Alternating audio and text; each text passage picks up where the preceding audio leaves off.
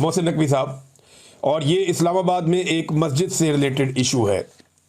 वहाँ पे मसाजिद कुछ बहुत सारी बनी हुई है जो ग्रीन बेल्ट पे या रस्तों पे बनी हुई है या कब्ज़े की ज़मीनों के ऊपर बनी हुई है, और हुकूमत के बकौल ये है कि ये ज़मीनें जो है ये सरकार की हैं और इनके ऊपर कब्ज़ा करके मसाजिद बनाई गई हैं। एक तो कब्ज़े की ज़मीन के ऊपर मस्जिद कैसे बन सकती है, बननी ही नहीं चाहिए, और जब उसकी बुनियादें रखी जा रही थी तो उस वक्त मना करना चाहिए था कि ये मसाजिद यहाँ पे कब्ज़े की ज़मीनों के ऊपर ना बनाई जाएं, ये सरकार की ज़मीन है या किसी और मकसद के लिए रखी गई है। तो ये तो कभी भी मेरे ख्याल में मुनासिब नहीं है कि किसी ज़मीन के ऊपर या किसी की भी ज़मीन के ऊपर या सरकार की ज़मीन के ऊपर बगैर परमिशन के आप मस्जिद तामीर करें, मेरे ख्याल में नामुनासिब होगा। लेकिन मुझे हैरत इस बात पे होती है कि रातों रात इन्होंने मस्जिद भी गिरा दी, वहाँ पे वो उसका जो मलिका सारी वो जगह है वो साफ़ कर दी और वहाँ पे कोई दरख्त वरख्त भी लगा दिए कुछ एरिया में। कुछ लोग कहते हैं मस्जिद वहीं पे और मदरसे वाला जो बिल्डिंग का एरिया था वो सारा गिरा दिया गया है। अब वहाँ पे मौलवी इकट्ठे हो गए, उन्होंने कुरान पाक के नुस्खे हाथ में पकड़े हुए थे और उन्होंने कहा जी कि ये जब शहीद किया गया है उस बिल्डिंग को तो वहाँ पे ये कुरान पाक के नुस्खे भी शहीद हुए, और इस पर वो बहुत गुस्से में थे। उन्होंने कहा जी मोहसिन नकवी इस्तीफ़ा दे, हम उसको नहीं छोड़ेंगे।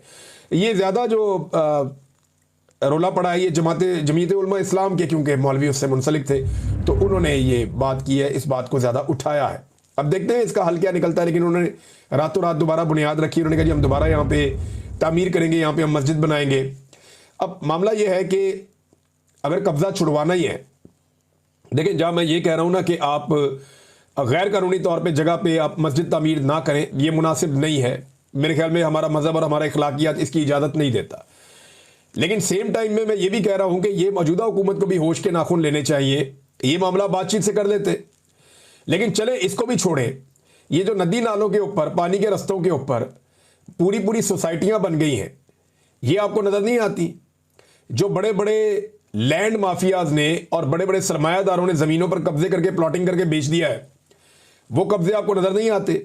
जो DHA जैसी एक सोसाइटी जिसके ऊपर पाकिस्तान की मिलिट्री एस्टेब्लिशमेंट का हाथ है, वो ज़मीनें जैसे लोगों से लेती है, वो आपको नज़र नहीं आता। यानी इंतज़ामिया को सिर्फ मस्जिद नज़र आई है कब्जे के नाम के ऊपर और बेशुमार चीज़ें वो नज़र नहीं आई।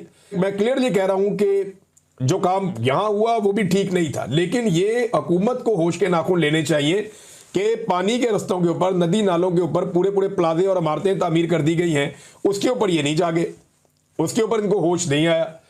और वहाँ पे जो इलीगल कंस्ट्रक्शन हुई और जो बांधे गए, उनकी वजह से पूरे के पूरे शहर डूब रहे हैं। जब भी बारिशें होती है हर तरफ जो है वो शहर डूबना शुरू हो जाते हैं, और हर साल अब ये होता है।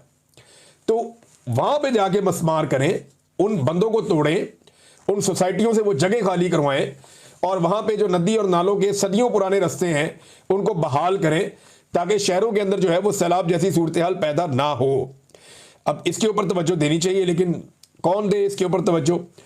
नाज़रीन, ये एक और मैंने आपको कहा था, याद होगा आपको 2024 में जब इलेक्शन हुए थे फरवरी में, उसके फ़ौरन बाद मुझे गिरफ्तार कर लिया गया था और मुझे गिरफ्तार करके इन्होंने जेल भेज दिया। जब मैं वापस आया तो हुकूमतें सारी बन चुकी थी, लेकिन इलेक्शन अल्हम्दुलिल्लाह मैंने रिपोर्ट किया और पूरा रिपोर्ट किया था।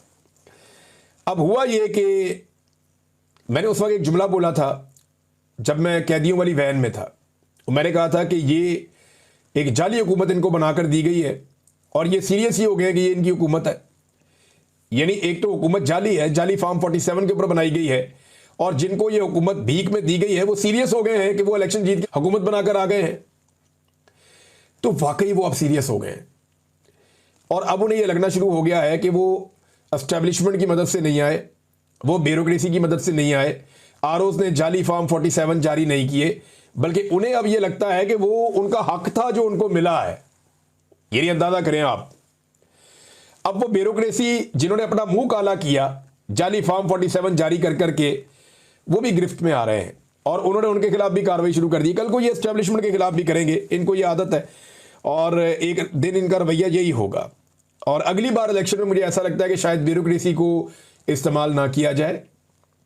हो सकता है कि अगली मरतबा इलेक्शन में ब्यूरोक्रेसी की बजाय अदलिया को इस्तेमाल कर लिया जाए। जिस तरह से अदलिया को कंट्रोल कर लिया गया है, तो बड़े पैमाने पर अदलिया को भी इस्तेमाल किया जा सकता है। एस्टेब्लिशमेंट भी कर सकती है, मौजूदा हुकूमत भी कर सकती है। और उसका रीज़न पता क्या है कि जब भी पाकिस्तान में फ्री एंड फेयर इलेक्शन होगा ना, तो एस्टेब्लिशमेंट को बदतरीन शिकस्त हो जाएगी।